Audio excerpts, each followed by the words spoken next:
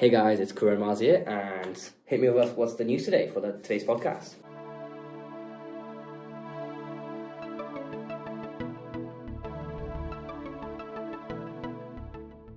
Moving quickly, so today we are going to be covering several different things. So we have Nintendo suing the US government, the kind of gaming final boss, right, over the tariffs that were deemed as illegal. Okay. Also going to be covering Sony's variable pricing model, punishing long-time gamers, the V-Bucks price increase on Fortnite across the board, and the new Sword Art Online game. And for Nintendo sort of bigger stuff we're doing today, we're going to be doing a Pokemon Scarlet and Violet full review, including the DLC. And we're going to be reacting live to the Mario Galaxy movie trailer. Oh, so that's some good stuff. So tell me about the Nintendo suing the US government. What's that about? So basically, there's actually quite a lot of companies doing this. So Costco's also doing it, and Holland and Barrett. There's quite a wide range of people, but we're latching on to Nintendo because it's funny. So basically, Nintendo have decided we've sued many people before, right? As always, yeah. What is the final Bowser? The US government. Whoa. And there is a certain orange sitting on top. Yeah. You getting the connection? Trump, okay. So basically, in 2025, when the Switch released, Switch 2, they had to delay pre-orders in America because Trump announced global tariffs, which the Supreme Court has now decided is illegal.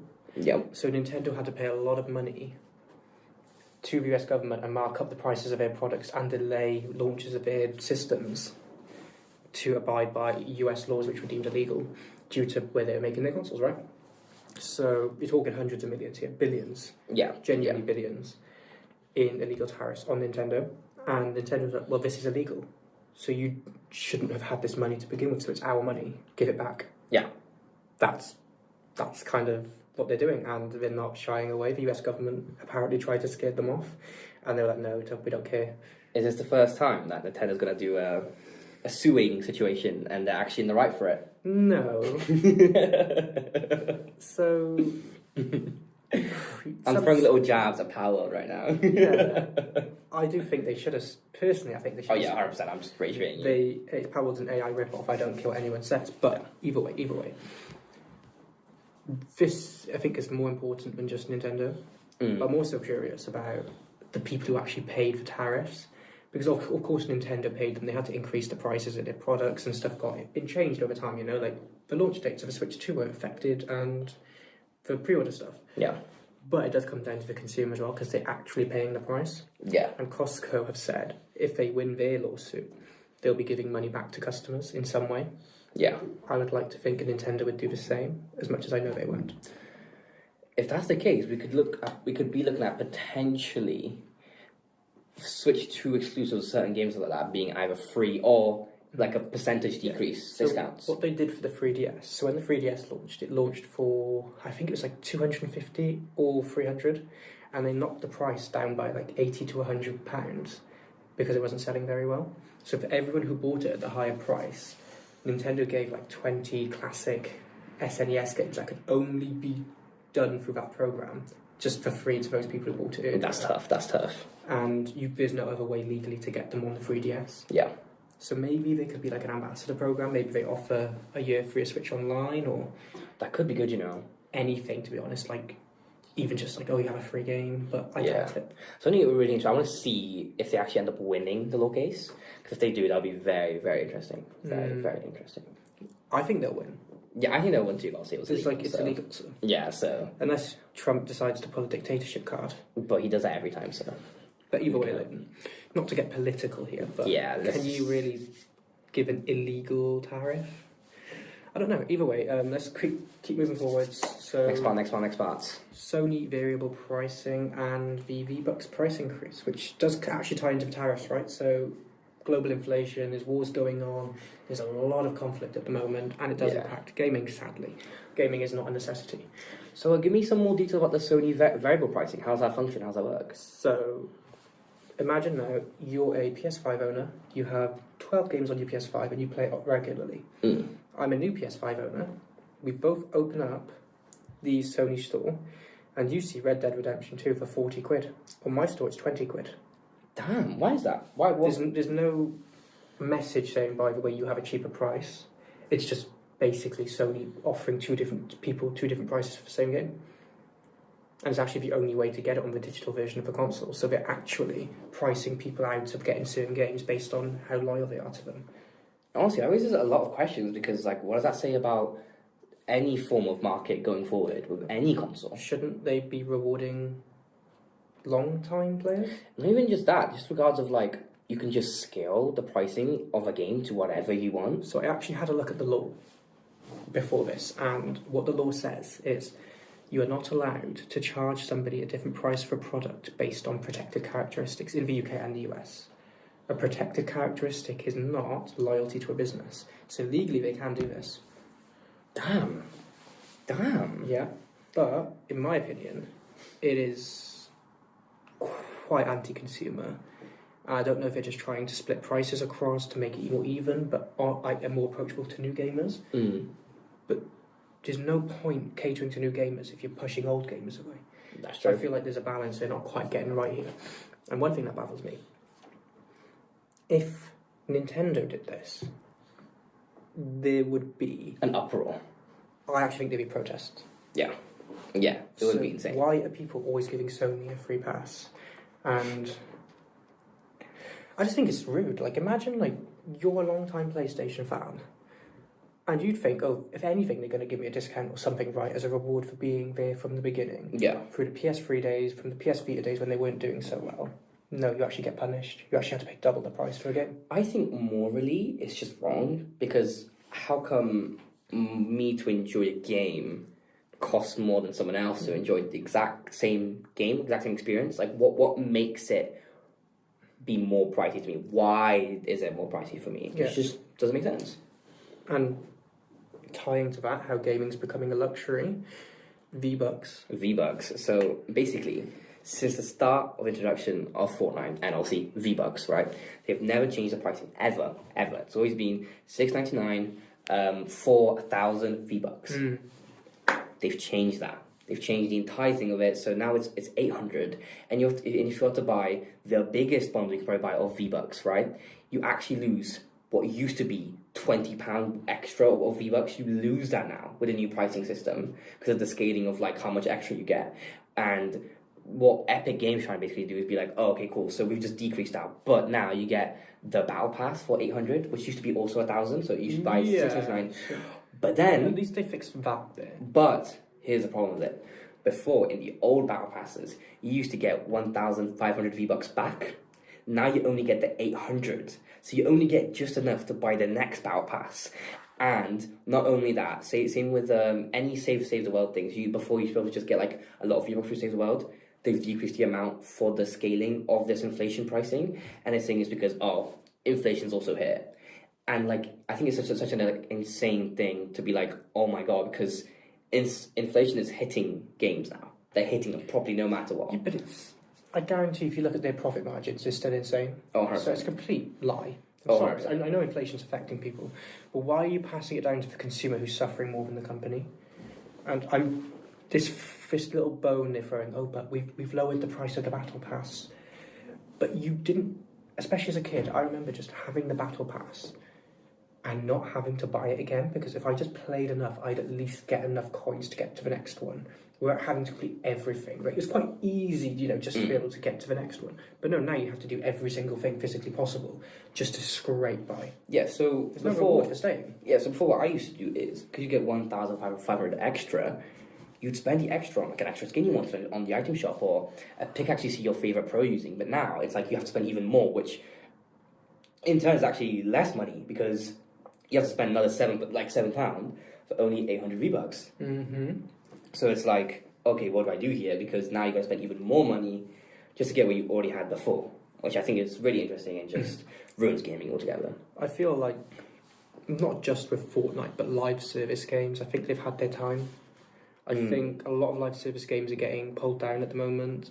A lot of them are failing to even launch properly. A lot of them are going in development. Yeah. I think the time of those games is just, I don't want to say it's over, but I do think, even with Fortnite now, I'm sure there's record player counts all the time, but it has lost that image of, this is the main game, right?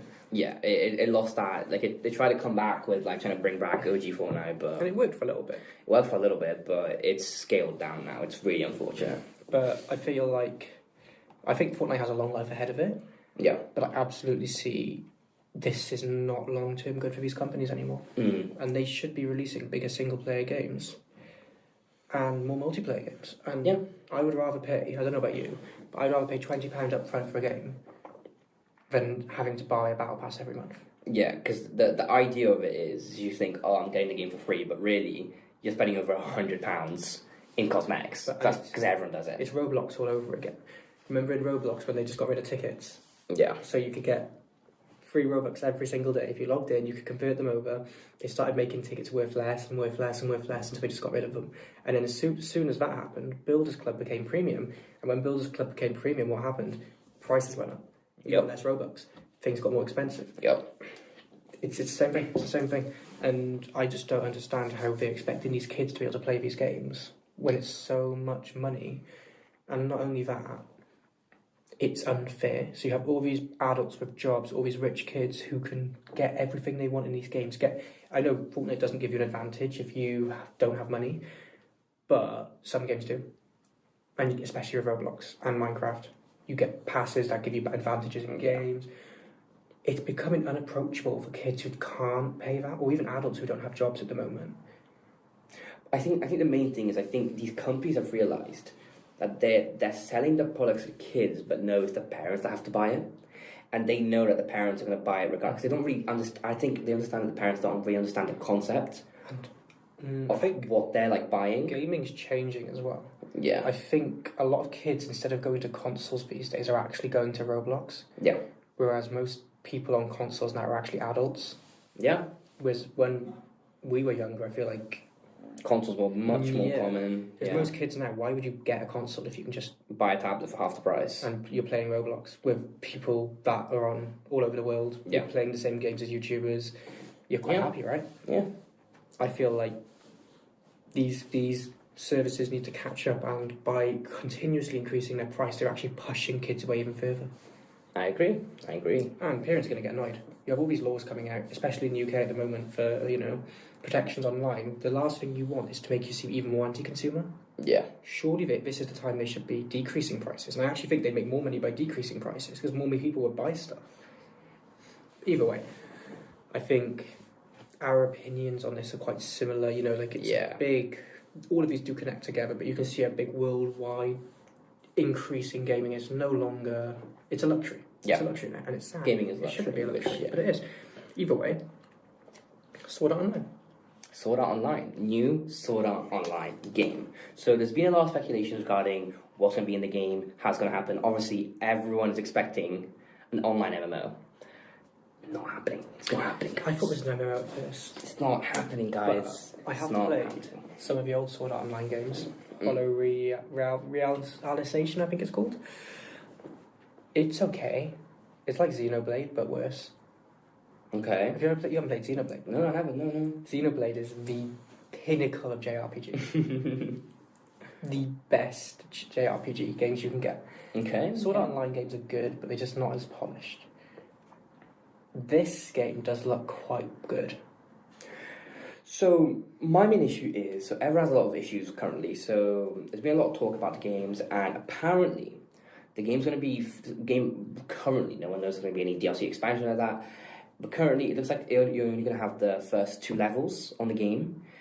Yeah, only the first 2 levels. That's the only, levels you're going to have access to in the game, and apparently, Kuro doesn't be, a villain in the game, so you're playing as your own customizable character, which I guess is good, but at the same time, it doesn't really follow the main plotline. Are you not meant to get to the end of the levels? What? I don't know. So there's only two out of 100 levels, the floors, and that's all there is. That's all there is in the game. So what? Is there a story? I don't know. No one knows. All everyone knows is that you're gonna play as your own customizable character, and you're gonna have characters like Arsenal and stuff part of the storyline, but no one knows if it's a completely new storyline. Because they did this with Dragon Ball Xenoverse, for example, where instead of just adding into the own storyline of the Dragon Ball series, it has its own individual storyline of a what if kind of universe. Yeah, I like the. Are they going to do that again, or that type of thing? I imagine it'll be a what if. Yeah, it's probably going to be, yeah. But I mean, fair enough, if you skip some floors, all 100 floors is a lot, right? Mm. You know how ZA skipped a few of the levels? Yeah. I understand that if you're going from floor 1, maybe up in 10s, right? Floor 1, 10, 20, 30, up to 100. You can't just have 2 floors. You need at least 10 to make it like... See, I would assume that they would, like, skip them how they skip them in the anime. Yeah. Because in the anime it has a decent amount of floors, and you can just... Obviously, it's already there in the anime. You don't have to make anything up that for the game. Make it a story montage. Make it, like, they accidentally... there's so many things they could have done. Yeah, but... Maybe they... I mean, the game hasn't come out yet. Maybe... So, everyone has... Thing is...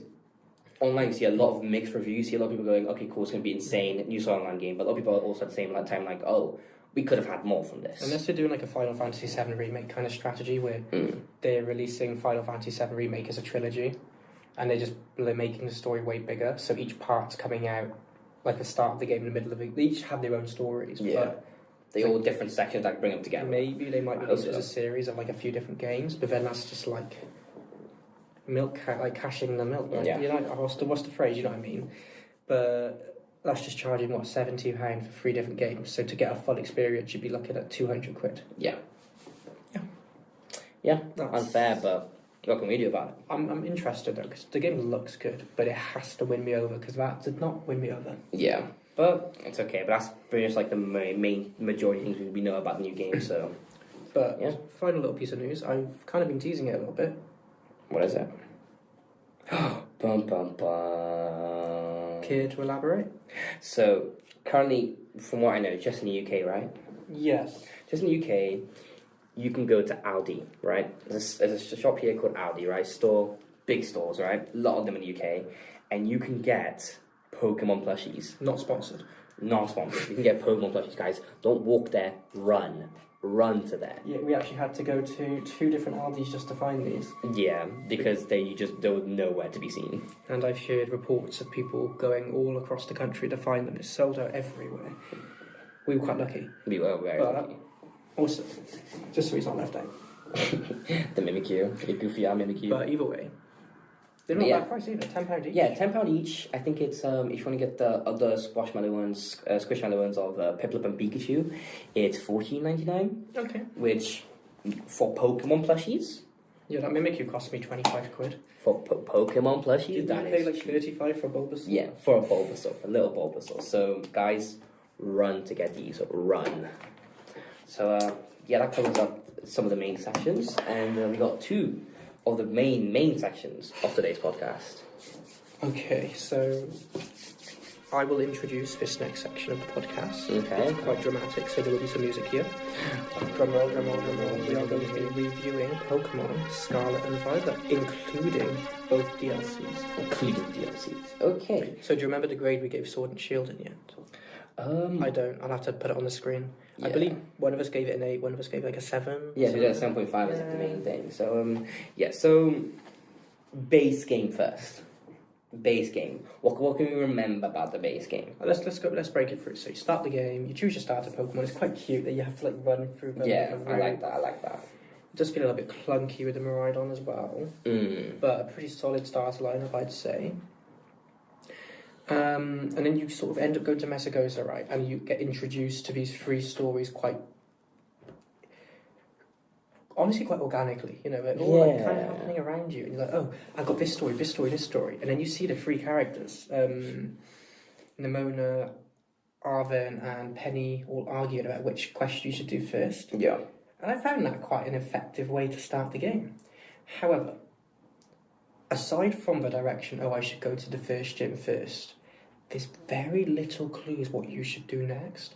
And if you don't follow it in story order, which isn't easy because you're crossing through the map, you know, you'll end up on the left and you go back to the right, you're not leveled correctly.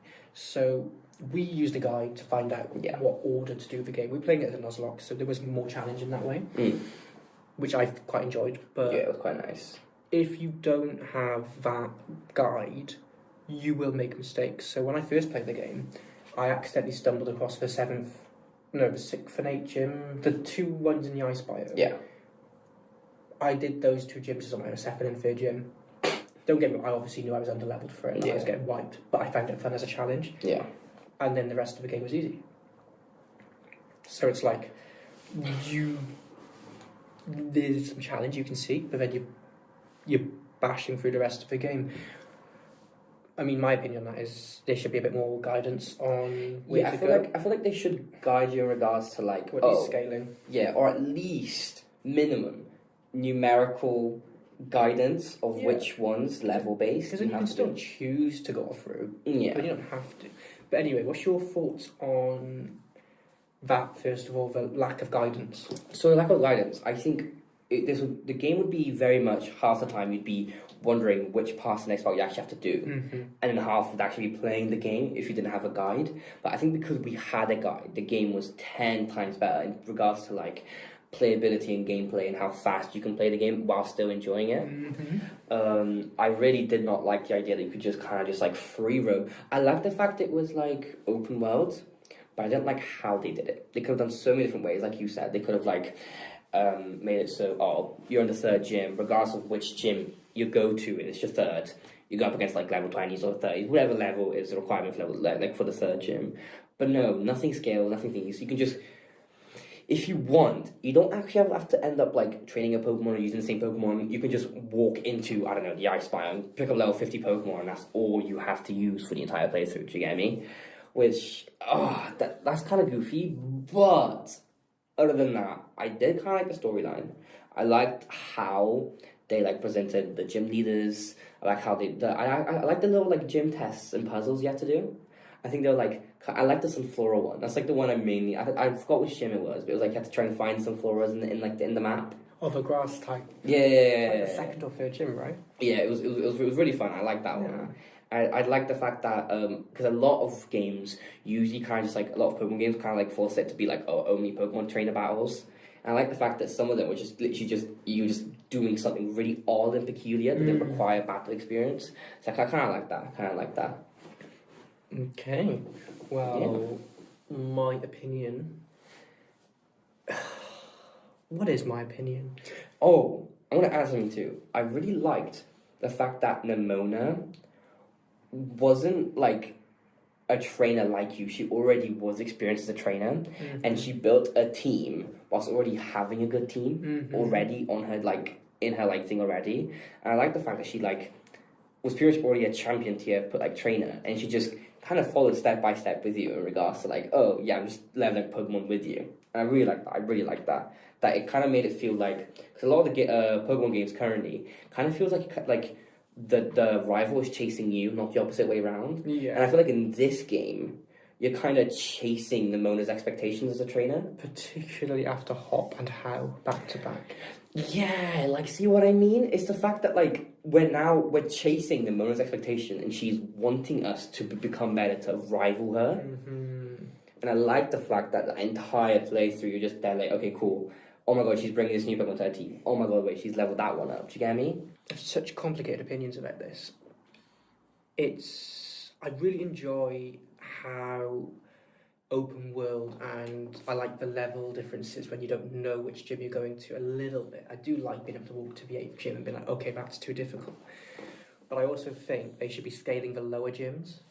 Yeah. So as much as you can run to the 8th gym and get a really hard challenge, I think each gym should have like a maximum and a minimum level. So say, for example, you skip the 2nd gym and you go to the 6th gym. When you go back to the 2nd gym now, it should be just as difficult as the 6th gym. Yeah. It's kind of like you've now hit this point, you can't go below it, but you can go above it. Yeah. I wish they did that. So there is still scaling, but you're not also going through a level 15 gym when you have level 50 Pokemon. Yeah. I like the 3 stories, so I really like how you have the Titans, you have Miraidon's abilities tied to that, you have the Team Star storyline. It's a bit mid. I don't like the Team Star storyline. Yeah, I don't really get it. I do like how it's different type of battling, right? So you have Titan battling, you have the Let's Go battling, and you have the gym battling. I do like that trilogy of battle ideas. I just think it could have had a little bit more work put into it to make it feel more organic. But you know, you have like Nimona, she's really good. You have Penny and Arvin, they're all pretty good characters with decent storylines of their own. I think wild Pokemon need a little bit more variation. I think, particularly later game, you get so many good Pokemon in the top half of the map, but in the bottom half, it's so sparse. Yeah. And you don't have to give me Dragonite below the equator of the region, right? Yeah. but why can't I find just a bit more variation? Just a little bit more. Just chuck me some... I feel like especially the first initial routes at the bottom part of the map. Yeah, you're using a fletchling, right? That's it. You're using the same combination of Pokemon in the same routes over and over again. Yeah. And it's like you maybe get one or two that are different, but that's just about it. You don't get much else. I completely agree. It's just like goofy because it's like, you know what I'm saying, I want to have a based variation of a team. I feel like we would struggle with like a Soul Nuzlocke on that game because the moment someone takes Fletchling, what are you having a Zero? Yeah, I mean, to be fair, Paul carried. Okay, Paul kind of good, but like, then you let him die. Yeah, but hey, and your Ceruledge, what was I using? I can't even remember. Your team made a bigger impact. Yeah, my team was better. I had. What did I have? What did I have? I don't know. I had my Fuecoco evolution. Oh, Skeledirge. Skeledirge. I had a Spaffra for a bit, but I let it die. I've actually blanked on my team. What? I had a crocodile. I think. Yeah, so. I had a crocodile. Yeah. And I had a. I think that you're blanking on the teams because we use different teams for DLC and stuff. Yeah. But it's whatever. We're just like carry on the conversation regards to like the review. What else is there for the base game? What? Elite Four and the Champion. Okay, what's your thoughts on Elite Four and the Champion? I quite enjoyed them. I thought they were mid. Anyway, to be fair, I really like Eater's design, but the actual Elite Four and Champion battles I found easy. What about you? See, I didn't like the fact that they like made Nimona seem like such a, oh my god, she's so cool, she's like such the youngest one, and then make it one of the Elite Four trainers be a child. Yeah, it's like weird. Why make it go from like, okay, Nimona be just like prodigy pretty much to like, oh, a child's like part of the Elite Four. I don't feel like the Elite Four was the actual challenge of the game. I feel like the actual challenge was your final fight with Arven, Nimona, and Penny. Yeah. Why were they more difficult and higher level than the actual Grand Champion? What do they call it? Primera. Yeah, no. I got a problem with that, right? Why is there multiple champion tier trainers? So basically, the lore in the game is the champion's actually meant to be quite easy, not easy to beat, but people beat her. So if you beat La Primera, you become a champion. And the idea is the champions guardian the region, right? So particularly in the school settings and stuff like that, they're guarding the great crater, only champions are allowed in, and they need permission from the school council. But either way, that's the idea. But the idea is La Primera's final team, you don't actually battle when you're battling the champion. It's a later thing. But the problem is her actual final battle, which you do with her, she's only 10 levels higher and she has the exact same team. I wish she had like a level 90 team. That was like almost impossible to beat after you do all the DLC and stuff. Yeah, that would be quite tough. Just don't. Yeah. But then I suppose the actual final battle of the game is in the DLC, right? Yeah, you get the fight against Kieran, the double battle, and the final Nimona fight in the epilogue. Yeah, that's tough. Now that's tough. Where she's invaded by Mochi. Yeah, the Pekarun. Mochi. Yeah, the Pekarun. So that's quite a tough team to fight. I can't lie. I like it, to be honest. I like it. But yeah, just base game. I don't think the story was that good. I like how they added what? You're wrong. No. I feel like the base story. Wait, because we're not done yet, right? I like the fact that they added the Great Tuscan Iron Treads, Scarlet Violet. The fact that you get one of the prehistoric or like post-historic Pokemon. Yeah. From that were meant to be from Area Zero as one of the tie-ins, and you're like wondering, oh, what's this new Pokemon? You can't catch it at all until Area Zero. I kind of like that. And it's like the first thing you see in Area Zero. Yeah, I know. That's another thing that I really, really like about Scarlet and Violet. I feel like the story wasn't that good. I liked the characters, like the design of the characters. I liked everything. The story was kind of mid until we got to Area Zero. That's when the game cooked. I also want to mention we were playing on Switch 2, so any of the performance issues... That comes with the Scarlet and Violet we did not have. Yeah, we were running the game at a solid 60 as opposed to 12. Yeah, we're in the main lake and like, you could just fly over it and the game was just running. Yeah, and I couldn't find rain. What? I couldn't find any rain. Oh yeah, you tried to evolve your Goodra. Your Sliggoo to Goodra. Never happened. But it's okay, King. It's okay, King. Don't worry about it. Anyway, I had a Noivern. That's fine. Oh. Anyway. Because I called it Gudra. I think main game wise, I love the story. You're wrong. I liked the story, but I feel like it was only no. 'Cause this is like we're discussing this pre-DLC. Because the DLC is where I think the game gets good. Oh, I think it's always good. No, I liked Area Zero's story. I liked all the plot twists. I like all the things with all the characters.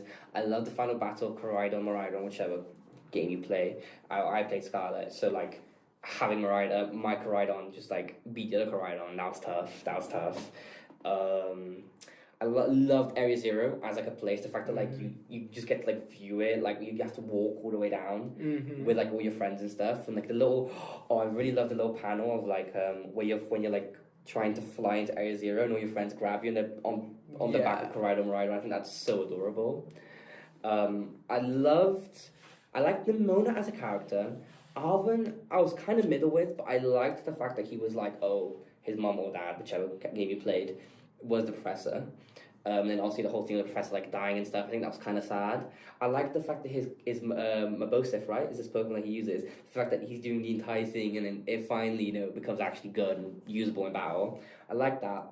The Penny story of all the crews.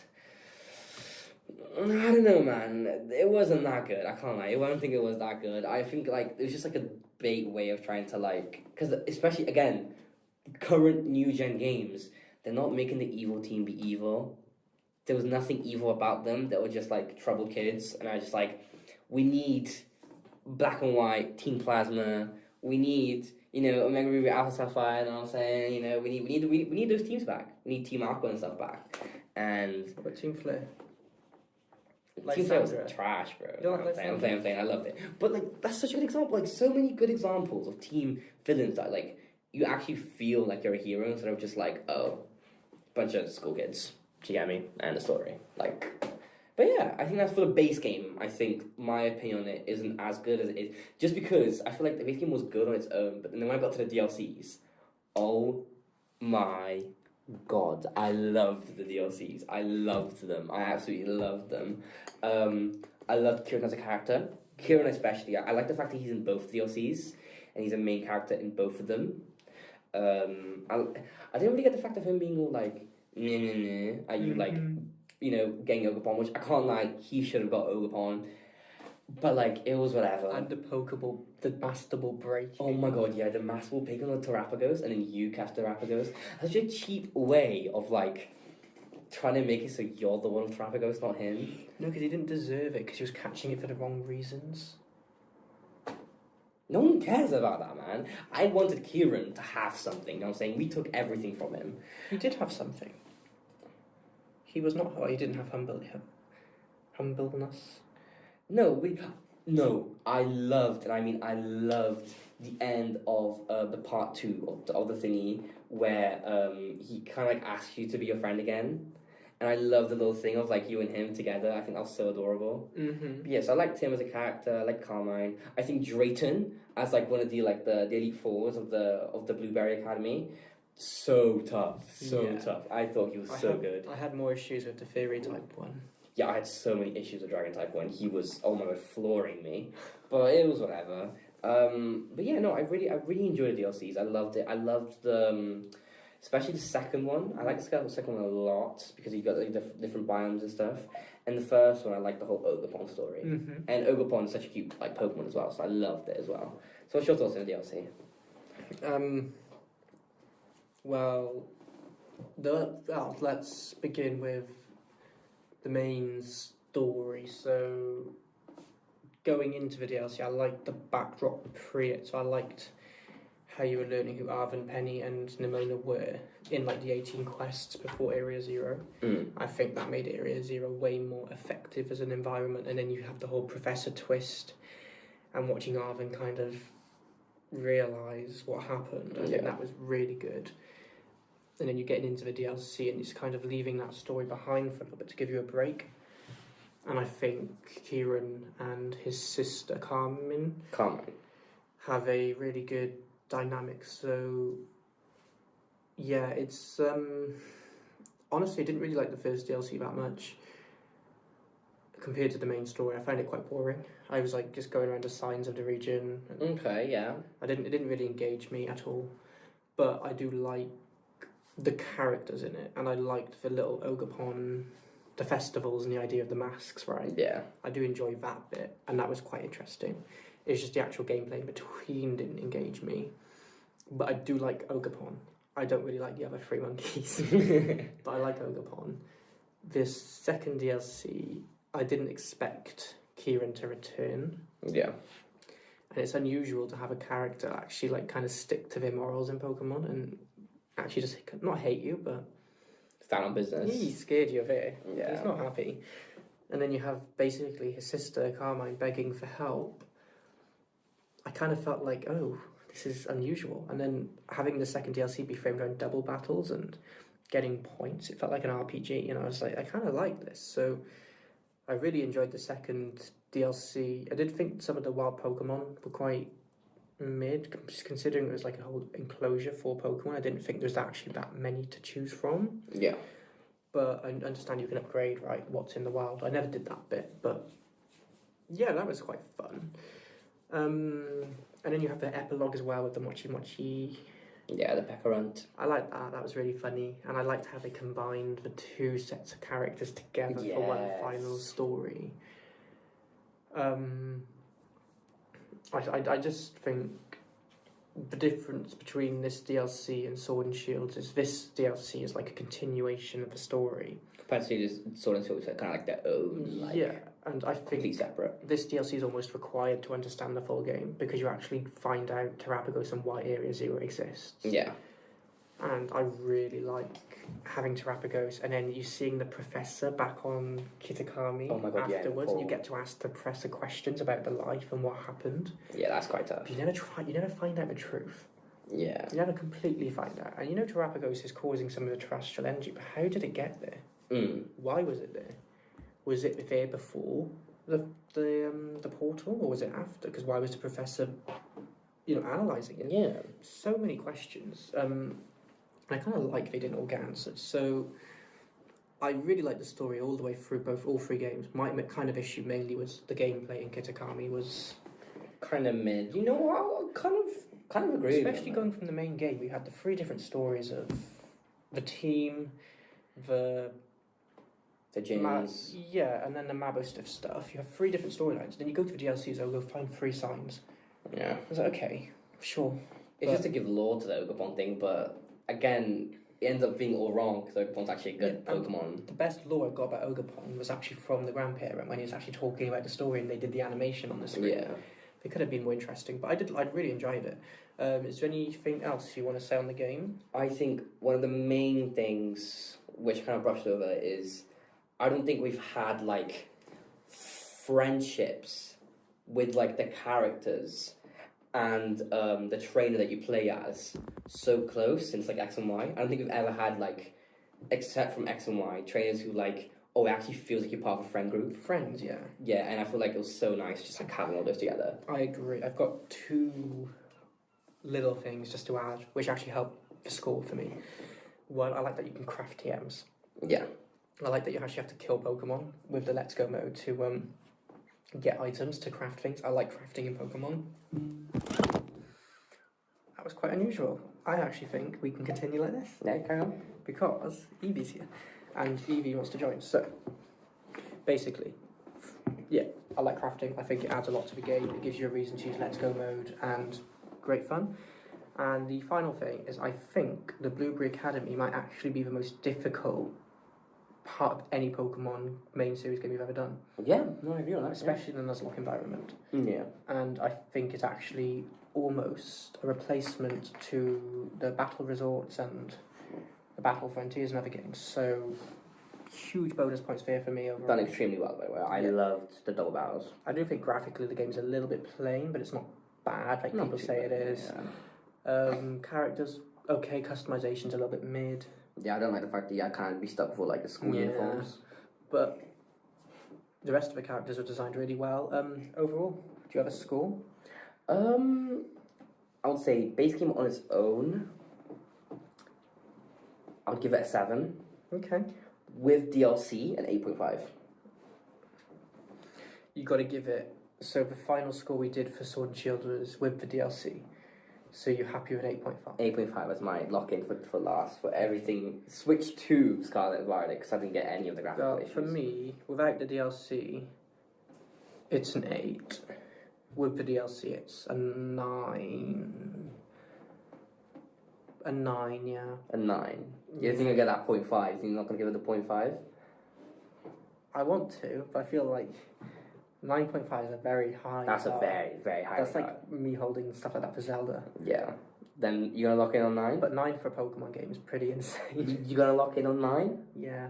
So I think. So overall, it would be an 8.75. Yeah. Just about beat Sword and Shield. Just about beat Sword and Shield, yeah. Would you agree with that? Yeah, you know what? I'll give it. As an overall game, yeah, I'll give him that. I'll give him that. I'll give him Me that. too.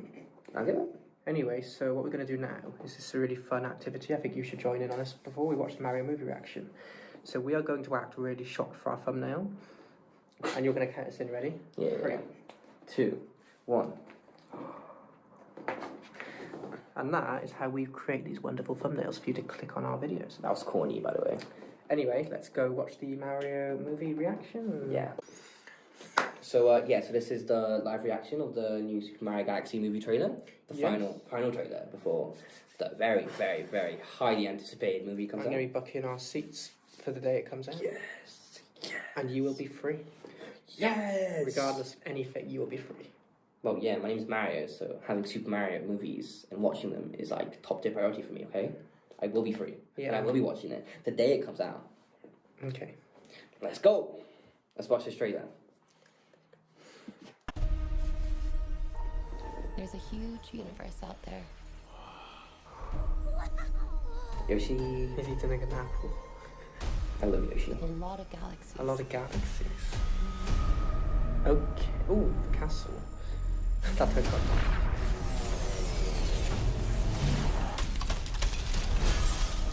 We gotta Incredible. get everyone out of here. Go, go, go. Yeah, let's stay in this direction.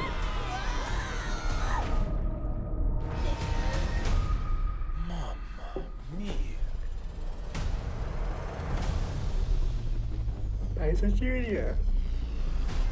Hell yeah. He's got his paintbrush from Sunshine. I demand that you release my father. Over my dead. I like Yoshi. Look at Yoshi with the Fine with head me. that crap everyone. Oh, It's like, you haven't played Sunshine. No, I It's haven't. like, this is what happens. damn, that's like Yeah. hours. That's tough. That's tough. Okay, so we're in the galaxy now. Oh. A lot of action. So I'm noticing Mario and Luigi are together a lot as well. The last one, they're split up to half the movie. Yeah. I do want to spend more time with them. My Koopas! Your Okay. king has returned! Yes, he has. The Bowser name shall It was be guaranteed that obviously once more. Bowser gets released. Yeah. And this little like thing or something. Everyone calm down. Toad, pack our things. Let's go. Okay. Oh, Whoa. princess, you're going to Oh. regret that. Oh my god. That's tough. That's tough. Oh my god. Ooh. Okay.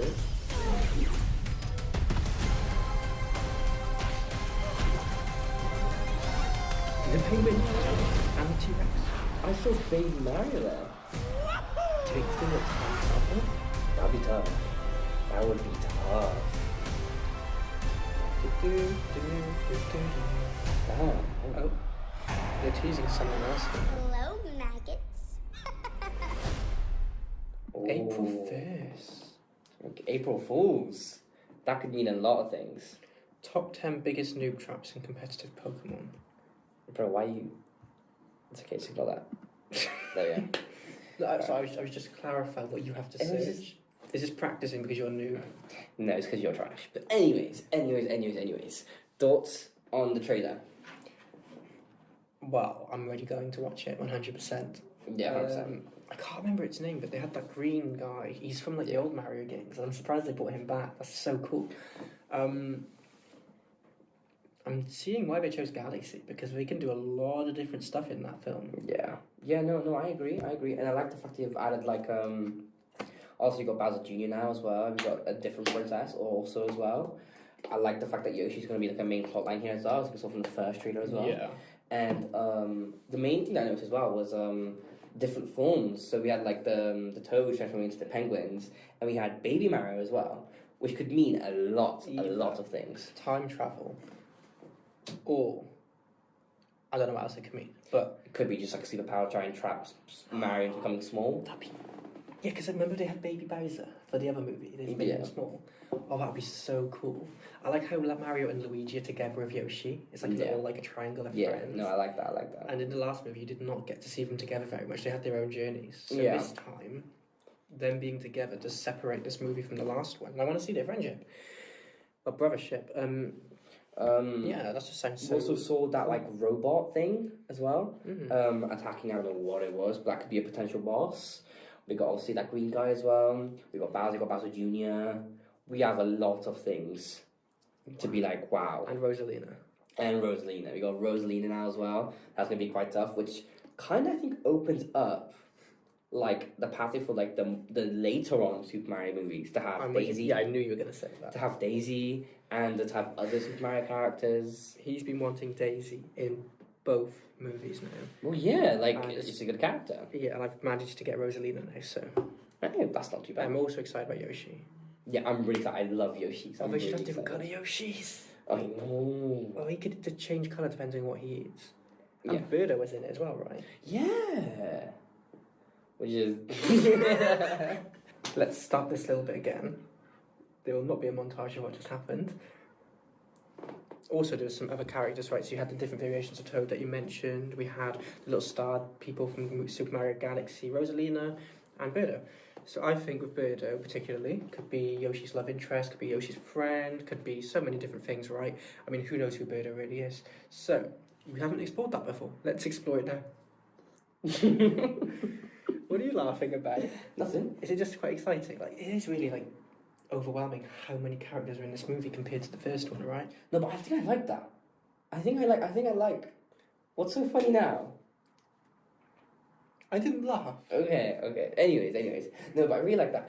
One thing I think like we're kind of like just like ignoring right now is the fact that like the UFO appeared.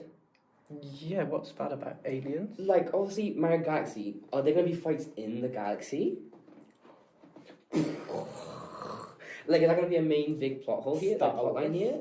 That'd be kind of tough. Imagine like they have to create their own like little like ship or something, like spaceship. No way, that's crazy. But this could like potentially be better than the first Mario movie, which is a big statement. Because our first Mario movie was good. I don't know. We'll have to do some predictions, right? Hell yeah. Either way. Is that everything? Yeah, I think that's everything for this podcast. Brilliant. I will be watching that Mario movie the day it comes out. Same. And we will have to do a little update. So probably like 2 podcasts away now. We'll have 3 away, I think. We will have the Mario movie review. Hell yeah. But yeah, next time we'll probably be discussing Pokemon Pokopia. Yep. We wouldn't have been playing it by then, but I think just a discussion on what we're seeing online and reaction. There'll be some more new segments, some reflections on the Pokemon Day Presents, like Fire Red, Leaf Green. I will be covering all that next week, so thank you all for watching, and I will see you next time. Goodbye.